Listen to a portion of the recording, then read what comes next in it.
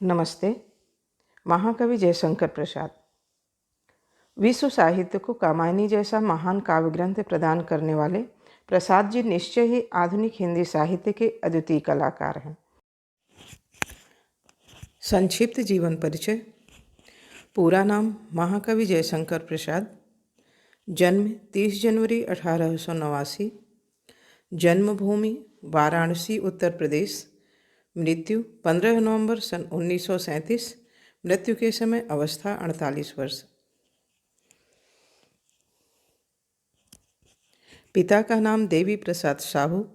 कार्यक्षेत्र उपन्यासकार, नाटककार, कवि, कहानीकार। मुख्य रचनाएं कामायनी, चित्राधार, आंसू, लहर, झरना, अजातशत्रु, आकाशदीप, आंधी, तितली और कंकाल।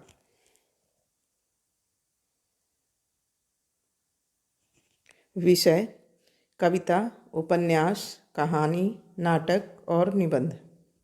भाषा हिंदी, ब्रजभाषा और खड़ी बोली। लेखन शैली वर्णनात्मक, भावात्मक, अलंकारिक, सोक्तिपरक, प्रतीकात्मक आदि। प्रसाद जी हिंदी के छायावादी युग के 4 प्रमुख स्तंभों में से एक थे। ये 4 प्रमुख स्तंभ सूर्यकांत त्रिपाठी निराला, महादेवी वर्मा, सुमित्रानंदन पंत एवं जयशंकर प्रसाद थे। प्रसाद जी ने हिंदी काव्य में छायावाद की स्थापना की। वे एक युग प्रवर्तक लेखक थे, जिन्होंने एक ही साथ कविता, नाटक, कहानी और उपन्यास के क्षेत्र में हिंदी को गौरवान्वित होने योग्य कृतियां दी। संपूर्ण जीवन परिचय। प्रसाद जी का जन्म काशी के विख्यात सुंघनी साहू नामक वैश्य परिवार में 30 जनवरी 1889 ईस्वी दिन गुरुवार को सराय गोवर्धन में हुआ। पिता श्री देवी प्रसाद साहित्य प्रेमी व्यक्ति थे। बालक प्रसाद की शिक्षा की आरंभ में श्रेष्ठ व्यवस्था की गई। अल्पायु में माता पिता और 17 वर्ष की अवस्था में बड़े भाई के आकस्मिक निधन ने सब कुछ अस्त व्यस्त कर दिया। व्यवसाय और परिवार का सारा उत्तरदायित्व अवयस्क प्रसाद जी के कंधों पर आ गया। लेकिन प्रतिभा कभी भी अवरोधों से परास्त नहीं होती। प्रसाद जी की भी प्रतिभा संघर्षों से जूझकर उसी प्रकार निखर उठी जैसे मेघ आच्छादन के पश्चात सूर्य की खुली धूप खिल उठती है। प्रसाद जी की प्रारंभिक शिक्षा काशी में क्वींस कॉलेज में हुई, किंतु बाद में घर पर इनकी शिक्षा का व्यापक प्रबंध किया गया, जहां संस्कृत, हिंदी, उर्दू तथा फारसी का अध्ययन इन्होंने किया। दीनबंधु ब्रह्मचारी जैसे विद्वान इनके संस्कृत के अध्यापक थे। इनके गुरुओं में रस्म सिद्धि की भी चर्चा की जाती है। घर के वातावरण के कारण साहित्य और कला के प्रति इनमें प्रारंभ से ही रुचि थी और ऐसा कहा जाता है कि 9 वर्ष की उम्र में ही उन्होंने कलाधर के नाम से ब्रजभाषा में एक सवैया लिखकर रस्म सिद्ध को दिखाया था। उन्होंने वेद, इतिहास, पुराण तथा साहित्य शास्त्र का भी अत्यंत गंभीर अध्ययन किया। वे नागरी प्रचारणी सभा के उपाध्यक्ष भी थे। जीवन संघर्षों से जूझते हुए इस महामानव को विश्व कपब्याली चिंता ने ऐसा ढसा कि 48 वर्ष की अल्प आयु में ही अत्यधिक विषम परिस्थितियों को जीवटता के साथ झेलते हुए यह युग स्रष्टा साहित्यकार 14 नवंबर 1937 को निष्प्राण हो गया।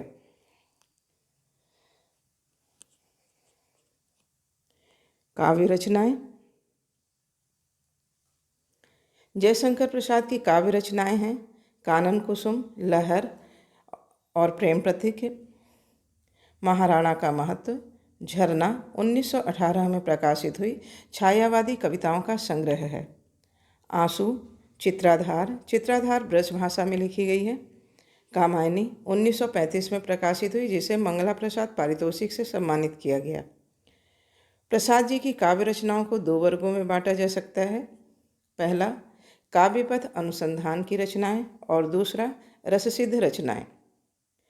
आंसू, लहर तथा कामायनी रससिद्ध रचनाएं हैं।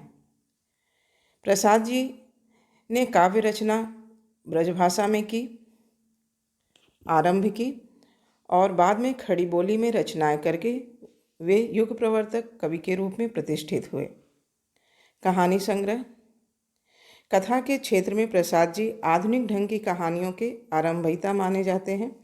सन 1912 ईस्वी में इंदु में उनकी पहली कहानी प्रकाशित हुई थी, ग्राम। उन्होंने कुल 72 कहानियाँ लिखी हैं। उनके कहानी संग्रह हैं छाया, प्रतिध्वनि, आकाशदीप, आंधी और इंद्रजाल।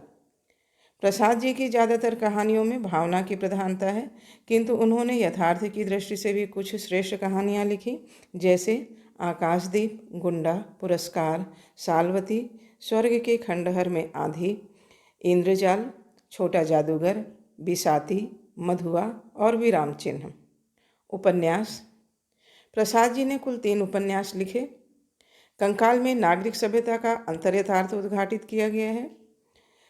तितली में ग्रामीण जीवन के सुधार के संकेत हैं और इरावती अपूर्ण उपन्यास है। नाटक। प्रसाद जी ने 8 ऐतिहासिक, 3 पौराणिक और 2 भावात्मक कुल 13 नाटकों की सर्जना की। ये नाटक मूलतः इतिहास पर आधारित हैं। स्कंदगुप्त, चंद्रगुप्त, ध्रुव स्वामिनी, जन्मेजय का नागयज्ञ, राज्यश्री, कामना, एक घूंट। उनके नाटक स्कंदगुप्त, चंद्रगुप्त आदि में स्वर्णिम अतीत को सामने रखकर ऐसा लगता है मानो एक सोए हुए देश को जागने की प्रेरणा दी जा रही थी। उनके नाटकों में देश प्रेम का स्वर अत्यंत दर्शनीय है। निबंध। प्रसाद जी ने प्रारंभ में समय समय पर इंदु में विविध विषयों पर सामान्य निबंध लिखे। शोधपरक ऐतिहासिक निबंध। सम्राट चंद्रगुप्त मौर्य, प्राचीन आर्यवर्त और उसका प्रथम सम्राट आदि भी लिखे। पुरस्कार। प्रसाद जी को कामायनी पर मंगला प्रसाद पारितोषिक प्राप्त हुआ। काव्यगत विशेषताएं। भावपक्ष। सौंदर्य एवं प्रेम के कवि प्रसाद जी के काव्य में श्रृंगार रस के संयोग एवं विप्रलम्ब दोनों पक्षों का सफल चित्रण हुआ है। इनके नारी सौंदर्य के चित्र स्थूलता से मुक्त आंतरिक सौंदर्य को प्रतिबिंबित करते हैं। हृदय की अनुकृति बाह उदार, एक लंबी काया उन्मुक्त, ये एक अच्छा उदाहरण है। दार्शनिकता। उपनिषदों के दार्शनिक ज्ञान के साथ साथ बौद्ध दर्शन का समन्वित रूप भी इनके साहित्य में मिलता है। रस योजना। इनका मन संयोग श्रृंगार के साथ साथ विप्रलम्ब श्रृंगार के चित्रण में भी अत्यधिक रमा है। इनके वियोग वर्णन में एक अवर्णनीय रिक्तता एवं अवसाद ने उमड़कर सारे परिवेश को आप्लावित कर लिया है। इनके काव्यों में शांत एवं करुण रस का सुंदर चित्रण हुआ है तथा कहीं कहीं वीर रस का भी वर्णन मिलता है। प्रकृति चित्रण। इन्होंने प्रकृति के विविध रूपों का अत्यधिक हृदयग्राही चित्रण किया है। इनके यहाँ प्रकृति के रम्य चित्रों के साथ साथ प्रलय का भीषण चित्र भी मिलता है। इनके काव्यों में प्रकृति के उद्दीपन रूप आदि के चित्र प्रचुर मात्रा में हैं। मानव की अंतः प्रकृति का चित्रण। इनके काव्य में मानव मनोविज्ञान का विशेष स्थान है। मानवीय मनोवृत्तियों को उन्नत रूप देने वाली उदात्त भावनाएं महत्वपूर्ण हैं। इसी से रहस्यवाद का परिचय मिलता है। नारी की महत्ता। प्रसाद जी ने नारी को दया, माया, ममता, त्याग, बलिदान, सेवा, समर्पण आदि से युक्त बताकर उसे साकार रूप प्रदान किया है। इन्होंने नारी तुम केवल श्रद्धा हो ऐसा कहकर नारी को सम्मानित किया है। कलापक्ष। भाषा। प्रसाद जी की प्रारंभिक रचनाएं ब्रजभाषा में हैं, परंतु शीघ्र ही खड़ी बोली के क्षेत्र में आ गए। इन्होंने भावानुकूल चित्रोपम शब्दों का प्रयोग किया। लाक्षणिकता एवं प्रतीकात्मकता से युक्त प्रसाद जी की भाषा में अद्भुत नाद सौंदर्य एवं ध्वन्यात्मकता के गुण विद्यमान हैं। शैली। कामायनी प्रबंध काव्य है एवं लहर झरना मुक्तक काव्य है। दोनों ही रूपों में प्रसाद जी का समान अधिकार था। इनकी काव्य शैली परंपरागत एवं नवीन अभिव्यक्ति का अनुपम समन्वय है। विषय भाव के अनुसार उचित शैलियों जैसे वर्णनात्मक, भावात्मक, अलंकारिक, सूक्तिपरक, प्रतीकात्मक आदि का प्रयोग इनकी रचनाओं की विशेषता है। अलंकार एवं छंद। सादृश्यमूलक अर्थालंकारों में इनकी वृत्ति अधिक रमी है। इन्होंने नवीन उपमानों का प्रयोग करके उन्हें नई भंगिमा प्रदान की। रूपक, उपमा, उत्प्रेक्षा, रूप, कांति, संयोक्ति, प्रतीक आदि इनके प्रिय अलंकार हैं। इनके साथ मानवीकरण, ध्वन्यार्थ, व्यंजना, विशेषण, विपर्यय जैसे आधुनिक सुंदर अलंकारों का भी प्रयोग इन्होंने किया है। विविध छंदों के प्रयोग तथा नवीन छंदों की उद्भावना इनकी रचनाओं में दृष्टव्य है। इनकी आरंभिक रचनाएं घनाक्षरी छंद में हैं। इन्होंने अतुकांत छंदों का प्रयोग अधिक किया है। इन्होंने अंग्रेजी के सानेट तथा बंगला के त्रिपदी एवं प्यार जैसे छंदों का भी सफल प्रयोग किया है। हिंदी साहित्य में स्थान प्रसाद जी भाव और शिल्प दोनों दृष्टियों से हिंदी के युग प्रवर्तक कवि के रूप में हमारे सम्मुख आते हैं। भाव और कला, अनुभूति और अभिव्यक्ति, वस्तु और शिल्प सभी क्षेत्रों में प्रसाद जी ने युगांतरकारी परिवर्तन किए। डॉक्टर राजेश्वर प्रसाद चतुर्वेदी ने हिंदी साहित्य में उनके योगदान का उल्लेख करते हुए लिखा है, वे छायावादी काव्य के जनक और पोषक होने के साथ ही आधुनिक काव्यधारा का गौरवमय प्रतिनिधित्व करते हैं। पद्यांशों की संदर्भ व प्रसंग सहित व्याख्या व पद्यांशों पर आधारित प्रश्न। कौन तुम, संस्कृत जलनिधि तीर तरंगों से फेंकी मणि एक, कर रहे निर्जन का चुपचाप प्रभा की धारा से अभिषेक, मधुर विश्रांत और एकांत जगत का सुलझा हुआ रहस्य, एक करुणा में सुंदर मौन और चंचल मन का आलस्य। शब्दार्थ। संस्कृत जलनिधि संसार रूपी सागर या भवसागर। तीर तट या किनारा। मणि एक रत्न। निर्जन सुनसान या शून्य। प्रभा कांति। अभिषेक तिलक या स्नान। विश्रांत थका हुआ। जगत संसार। संदर्भ। प्रस्तुत पंक्तियाँ जयशंकर प्रसाद के कामायनी महाकाव्य से हिंदी पाठ्यपुस्तक में संकलित श्रद्धामनु शीर्षक अंश से ली गई हैं। प्रसंग। देव संस्कृत के विनाश के पश्चात मनु संसार के सागर पर एकांत तट में चुपचाप आत्मलीन बैठे हैं। श्रद्धा वहां आती हैं और उन्हें इस तरह से बैठे हुए देखकर अत्यंत विनम्रतापूर्वक उनका परिचय पूछ रही हैं। व्याख्या। कौन तुम, संस्कृत जलनिधि तीर तरंगों से फेंकी मणि एक, श्रद्धा मनु से प्रश्न करती हैं, आप कौन हो या तुम कौन हो। जिस प्रकार सागर की लहरें अपनी तरंगों के द्वारा मणियों को अपने किनारे पर फेंक देती हैं, उसी प्रकार संसार रूपी सागर की लहरों द्वारा तुम इस निर्जन स्थान पर फेंके हुए कौन हो। कर रहे निर्जन का चुपचाप प्रभा की धारा से अभिषेक। प्रभा कांति। तुम चुपचाप बैठकर इस निर्जन स्थान को अपनी आभा से उसी प्रकार सुशोभित कर रहे हो जैसे सागर तट पर पड़ी हुई मणि उसके निर्जन स्थान को आलोकित करती है। मधुर विश्रांत और एकांत जगत का सुलझा हुआ रहस्य। श्रद्धा कहती हैं कि हे अपरिचित, तुम मुझे मधुरता नीरवता से परिपूर्ण इस संसार में सुलझे हुए रहस्य की भांति प्रतीत हो रहे हो।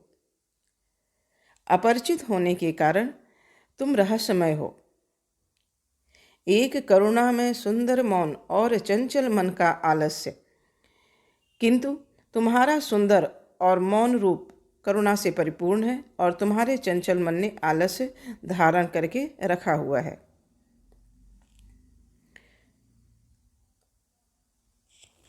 काव्य सौंदर्य। भाषा खड़ी बोली, शैली प्रबंधात्मक, अलंकार रूपक उत्प्रेक्षा और विरोधाभास, गुण माधुर्य शब्द शक्ति लक्षणा। प्रश्नोत्तर। सुलझा हुआ रहस्य में कौन सा अलंकार है। सुलझा हुआ रहस्य में विरोधाभास अलंकार है, क्योंकि यहाँ पर रहस्य को जटिल न बता करके उसे सुलझा हुआ बताया गया है। मनु को देखने के पश्चात श्रद्धा को कैसी अनुभूति होती है। मनु को देखने के पश्चात श्रद्धा को वह समुद्र से निकली हुई मणि के समान प्रतीत होते हैं, जो किनारे पर पड़ी हुई रहकर भी समुद्र तट को अपनी आभा से आलोकित करती है। साथ ही मनु श्रद्धा को मधुरता एवं नीरवता से परिपूर्ण संसार में सुलझे हुए रहस्य की भांति प्रतीत हो रहे हैं।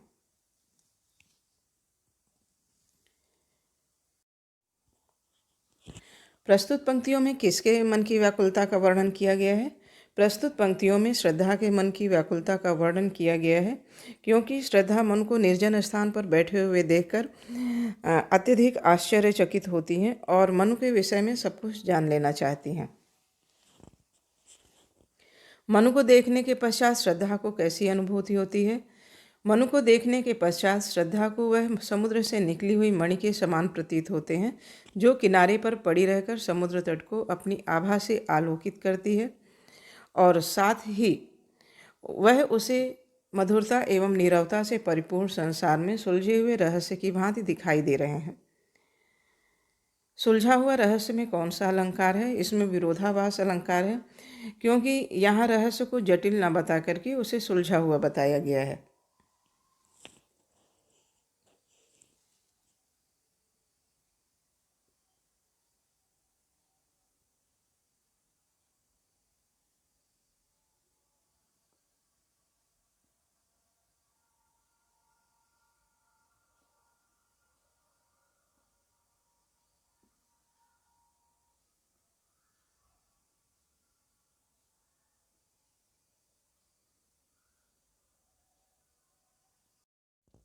सुना यह मनु ने मधु गुंजार मधुकरी का सा जब सानंद, किए मुख नीचा कमल समान प्रथम कवि का ज्यों सुंदर छंद। एक झटका सा लगा सहर्ष निरखने लगे लुटे से कौन, गा रहा यह सुंदर संगीत कुतूहल रह न सका फिर मौन। शब्दार्थ: मधु मधुर या मीठा, गुंजार गूंज, मधुकरी भ्रमरी, सानंद आनंद सहित, प्रथम कवि आदि कवि वाल्मीकि, झटका धक्का या झोंका, सहर्ष खुशी के साथ, निखरना संवरना, कौतूहल जिज्ञासा। संदर्भ पूर्वत रहेगा। प्रसंग: प्रस्तुत पंक्तियों में उस समय का वर्णन है जब प्रलय के उपरांत मनु की भेंट श्रद्धा से होती है और वह उसके सुमधुर स्वर को सुनकर आश्चर्यचकित रह जाते हैं। व्याख्या: सुना यह मनु ने मधु गुंजार मधुकरी का सा जब सानंद। मनु और श्रद्धा की प्रथम भेंट होने पर जब श्रद्धा मनु से उनका परिचय पूछती हैं तो श्रद्धा की आवाज़ मनु को भंवरी के मधुर गुंजार के समान आनंददायक प्रतीत होती है। किए मुख नीचा कमल समान प्रथम कवि का ज्यों सुंदर छंद। अपरिचित होने के कारण श्रद्धा मनु का परिचय पूछते समय लज्जावश अपने मुख को नीचे पृथ्वी की ओर किए हुए हैं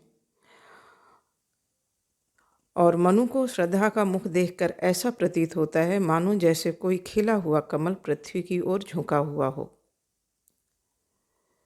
मनु को कमल सदृश सुंदर दिखने वाले श्रद्धा के मुख से निकले हुए मधुर बोल प्रथम कवि का ज्यों सुंदर छंद आदि कवि वाल्मीकि के छंद के समान सुंदर प्रतीत होता है।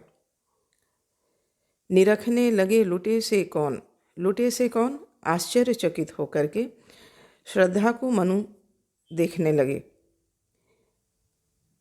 क्यों देखने लगे? इस निर्जन स्थान पर जहाँ पर किसी के भी होने की संभावना नहीं है, वहाँ पर श्रद्धा जैसी युवती को देख करके मनु आश्चर्यचकित हो उठते हैं और उनका मलिन मुख निखर उठता है। यहाँ पर निरखने से तात्पर्य आश्चर्यचकित होकर के देखना होगा। गा रहा यह सुंदर संगीत कुतूहल रह न सका फिर मौन। श्रद्धा के कंठ से निकले गीत सदृश बोल का उनके ऊपर ऐसा प्रभाव पड़ता है कि उससे बोले बिना वह नहीं रह पाते हैं और उसके विषय में सब कुछ जान लेना चाहते हैं। प्रश्न: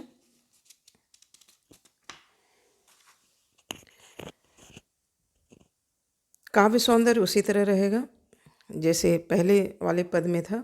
शब्द शक्ति अमिधा एवं लक्षणा। प्रश्न: प्रथम कवि का ज्यों सुंदर छंद, इसमें कौन सा अलंकार है? इसमें उत्प्रेक्षा अलंकार है, क्योंकि श्रद्धा के सुंदर मुख की तुलना कवि ने सुंदर छंद से की है। और इसमें ज्यों योजक शब्द का प्रयोग हुआ है। श्रद्धा को अचानक सामने देखकर मनु की क्या प्रतिक्रिया हुई? श्रद्धा को अचानक अपने सामने देखकर मनु आश्चर्यचकित हो गए और उसकी सुंदरता तथा मोहक छवि पर अपना सर्वस्व लुटा देते हैं और उनका मलिन मुख प्रसन्नता से निखर उठता है। श्रद्धा को लज्जावश सिर झुकाए देख मनु को कैसा लगता है? श्रद्धा को लज्जावश सिर झुकाए हुए देखकर मनु को ऐसा प्रतीत होता है मानो कि ये मुख नीचा कमल समान प्रथम कवि का ज्यों सुंदर छंद, जैसे कोई खिला हुआ कमल पृथ्वी की ओर झुक गया हो। और श्रद्धा की आवाज़ उन्हें आदि कवि वाल्मीकि के प्रथम छंद जैसे प्रतीत होती है, मधुर प्रतीत होती है।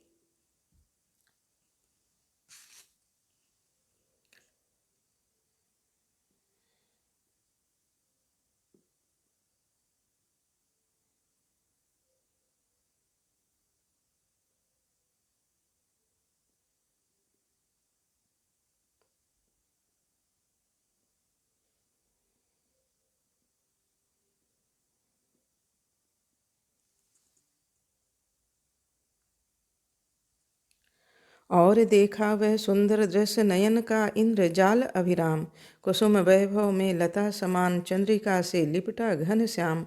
हृदय की अनुकृति बाह उदार एक लंबी काया उन्मुक्त, मधु पवन क्रीणित ज्यों शिशुशाल सुशोभित हो सौरभ संयुक्त।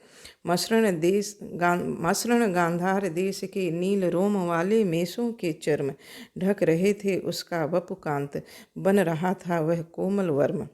शाब्दार्थ: इंद्रजाल जादू, अभिराम सुंदर या अनोखा, कुसुम वैभव पुष्पों का ऐश्वर्य, चंद्रिका चांदनी, घनश्याम काला बादल, अनुकृति प्रतिकृति या नकल, बाह बाहर, काया शरीर, उन्मुक्त स्वतंत्र, मधु पवन बसंत में बहने वाली सुगंधित हवा, क्रीणित खेलता हुआ, शिशुसाल साल का एक छोटा सा वृक्ष, सौरभ संयुक्त सुगंध से युक्त, मसृण कोमल या चिकना, रोम रुआ, मेष भेड़ चर्म चमड़ा, वपुकांत सुंदर शरीर, वर्म कवच, मधुपवन बसंत में बहने वाली सुगंधित हवा। संदर्भ पूर्वत रहेगा। प्रसंग: प्रस्तुत पद्यांश में श्रद्धा की अपूर्व सुंदरता और आंतरिक गुणों का उल्लेख किया गया है। और देखा वह सुंदर दृश्य नयन का इंद्रजाल अभिराम। श्रद्धा की सुमधुर आवाज़ को सुनकर के जैसे ही मनु ने दृष्टि ऊपर को उठाई, उन्हें एक सुंदर दृश्य दिखाई दिया। वह दृश्य क्या, नैनों के लिए एक सुंदर जादू था जो नेत्रों को बांध लेने वाला था। कुसुम वैभव में लता समान श्रद्धा खिले हुए सुंदर पुष्पों के मध्य लहराती हुई सुकोमल लता के समान प्रतीत हो रही थी। चंद्रिका से लिपटा घनश्याम और शीतल चांदनी में लिपटे हुए बादल सी आकर्षक प्रतीत हो रही थी। हृदय की अनुकृति बाह उदार एक लंबी काया उन्मुक्त। श्रद्धा का शारीरिक रूप मानो उसके हृदय का ही बाह्य रूप था। उसकी लंबी उन्मुक्त काया उसके कोमल और उदार हृदय का आभास दे रही थी। मधुपवन क्रीणित ज्यों शिशुसाल सुशोभित हो सौरभ संयुक्त। वह लंबी और छरहरी सुगंधित शरीर वाली एक अल्हड़ युवती थी और उसे देखकर ऐसा प्रतीत हो रहा था मानो साल का कोई छोटा सा सुगंध से युक्त पौधा वसंती वायु के झोंकों से या झोंकों की अड़खेलियों पर थिरक रहा हो। मसृण गांधार देश के नील रोम वाले मेसों के चर्म, ढक रहे थे उसका वपुकांत, बन रहा था वह कोमल वर्म। श्रद्धा के वस्त्र गांधार देश में पाए जाने वाली नीले बालों वाली भेड़ों की खाल से बने थे। वे अत्यंत ढक रहे थे उसका वपुकांत, कोमल शरीर। वह अत्यंत कोमल होते हुए भी न केवल श्रद्धा के सुंदर शरीर को ढक रहे थे, बल्कि बन रहा था वह कोमल वर्म कवच, बल्कि वह कवच के समान श्रद्धा के शरीर की रक्षा भी कर रहे थे। कवि के कहने का तात्पर्य है कि श्रद्धा उन वस्त्रों में अत्यंत सुंदर और सुरक्षित दिखाई दे रही थी। प्रश्न: कवि ने श्रद्धा के सौंदर्य का वर्णन किस प्रकार किया है? नयन का इंद्रजाल अभिराम कुसुम वैभव में लता समान चंद्रिका से लिपटा घनश्याम। कवि कहते हैं, श्रद्धा का सौंदर्य आँखों के लिए एक सुंदर जादू के समान था और नेत्रों को बांध लेने वाला था। खिले हुए सुंदर पुष्पों के मध्य लहराती हुई सुकोमल लता के समान श्रद्धा प्रतीत हो रही थी। चांदनी में लिपटे हुए श्याम मेघ की तरह श्रद्धा सुंदर प्रतीत हो रही थी। श्रद्धा का शारीरिक रूप मानो उसके हृदय का ही बाह्य रूप था।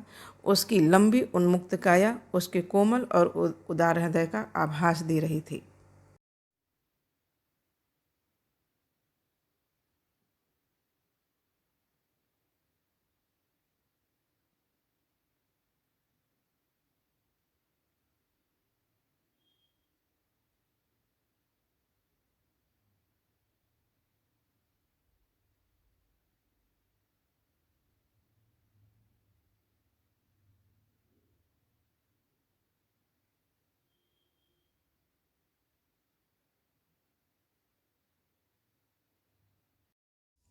नील परिधान बीच सुकुमार खुल रहा मृदुल अधखुला अंग।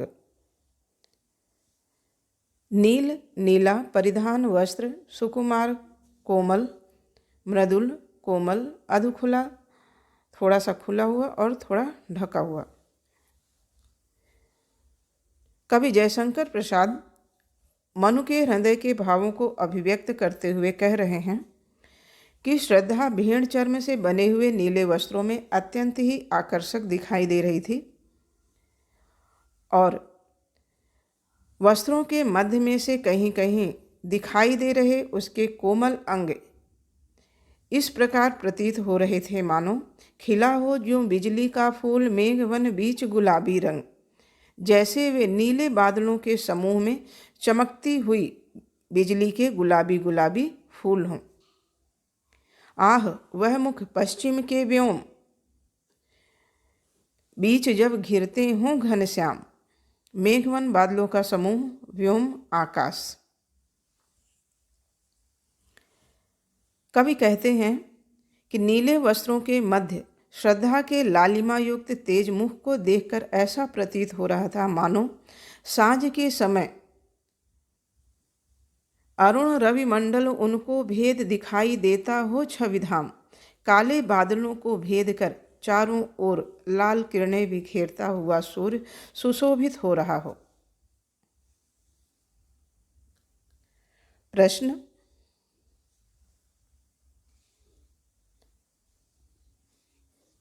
बिजली के फूल का आशय क्या है? बिजली के फूल का आशय यह है कि वस्त्रों के मध्य से कहीं कहीं दिखाई दे रहे नायिका के कोमल अंग ऐसे प्रतीत हो रहे हैं जैसे वे नीले बादलों के समूह में चमकती हुई बिजली के गुलाबी फूल हों। खिला हो जो बिजली का फूल मेघवन बीच गुलाबी रंग। खिला हो जो बिजली का फूल, इसमें कौन सा अलंकार है? तो इसमें उत्प्रेक्षा अलंकार है, क्योंकि इसमें उपमेय नायिका के अंग में उपमान बिजली के फूल की संभावना व्यक्त की जा रही है। प्रस्तुत पद्यांश में नायिका के मुख की तुलना किससे की गई है?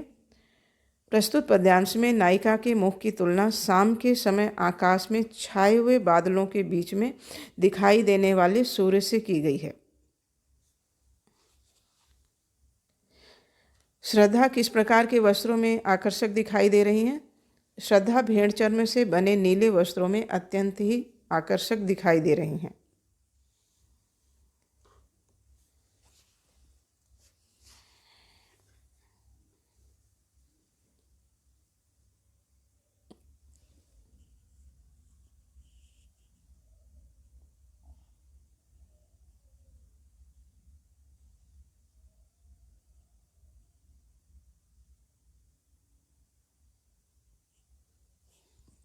घिर रहे थे घुंघराले बाल अंश अवलंबित मुख के पास, नील घन सावक से सुकुमार सुधा भरने को विधु के पास।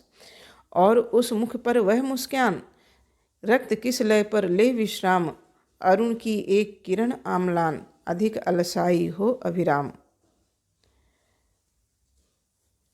शब्दार्थ: अंश, कंधा, अवलंबित, आश्रित, घन सावक, शिशु बादल, सुधा, अमृत, विधु, चंद्रमा, रक्त किसलय, लाल कोपले, अम्लान, उज्ज्वल, अलसाई या आलस से परिपूर्ण। संदर्भ पहले जैसे ही रहेगा। प्रसंग: प्रस्तुत काव्यांश में श्रद्धा के सुंदर मुख और उस पर मुस्कान की चर्चा की गई है। व्याख्या: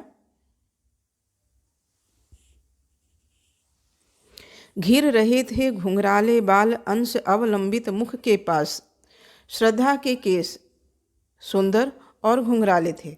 वे उसके चेहरे से होकर कंधों पर इस प्रकार झूल रहे थे मानो नील घन सावक से सुकुमार सुधा भरने को विधु के पास, विधु मतलब चंद्रमा, अमृत पान करने हेतु नन्हे बादल सागर तल को स्पर्श करने की कोशिश कर रहे हों, सुधा मतलब अमृत। और उस मुख पर वह मुस्कान, रक्त किस लय पर ले विश्राम। और उसके सुंदर मुख पर बिखरी हुई मुस्कान को देखकर ऐसा प्रतीत हो रहा था मानो अरुण की एक किरण अम्लान, अधिक अलसाई हो अभिराम। सूर्य की कोई अलसाई सी उज्ज्वल किरण लाल नए कोमल कोपल पर विश्राम कर रही हो।